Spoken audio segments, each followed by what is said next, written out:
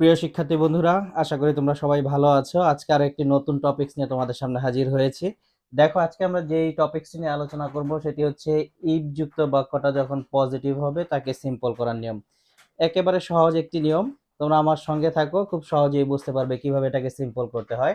দেখো, নিয়মটা হচ্ছে কি, যখন ইফ যুক্ত বাক্যটা পজিটিভ হবে অর্থাৎ বাক্যে কোনো নেগেটিভ থাকবে না, তখন আমরা প্রথমে বসাবো বাই, এরপরে ভার্বের সাথে আইএনজি করে দিব, এরপর বাকি যা থাকবে সব সেম রেখে দিব। তাহলে কি বলেছি আমি, ইফ যুক্ত সেন্টেন্সটা যখন পজিটিভ হবে প্রথমে আমরা বাই বসাবো, তারপর ভার্বের সাথে আইএনজি, এরপরে বাকি যা থাকবে আমরা সেম বসিয়ে দিব।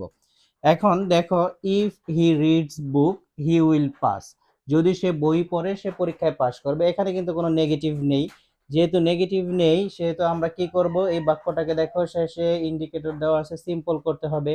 সেহেতু সিম্পল করার সময় ইফ আমরা পেয়েছি এখানে, সেহেতু আমরা বসাবো বাই, বসালাম আমরা বাই, এরপরে আমরা ভার্ব খোঁজ করব। দেখো, এই যে রিডস, এই রিডস হচ্ছে ভার্ব, আর সবসময় ভার্বের প্রেজেন্ট ফর্মের সাথে আইএনজি করতে হয়। শেষে যদি এস থাকে সেই এস আর দেওয়া লাগে না।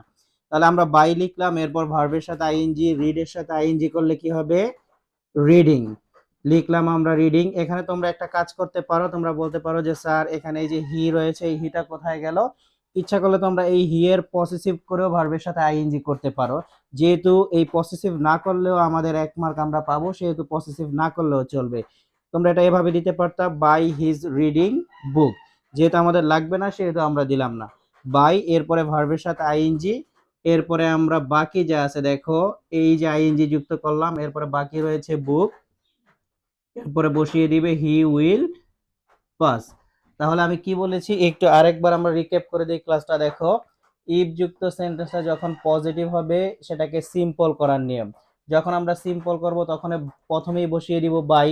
এই যে দেখো, if he reads book he will pass, যেহেতু সে বই পড়েছে সে পরীক্ষায় পাস করবে। এখানে কোনো নেগেটিভ নাই, যেহেতু নেগেটিভ নাই প্রথমে আমরা বাই বসিয়ে দিলাম, এরপর ভার্বের সাথে আইএনজি, রিডের সাথে আইএনজি যুক্ত করলে হয়ে যাবে রিডিং, এরপরে বসিয়ে দিবা বুক হি উইল পাস, অর্থাৎ বাকি যা আছে সব আমরা সেম বসিয়ে দিব।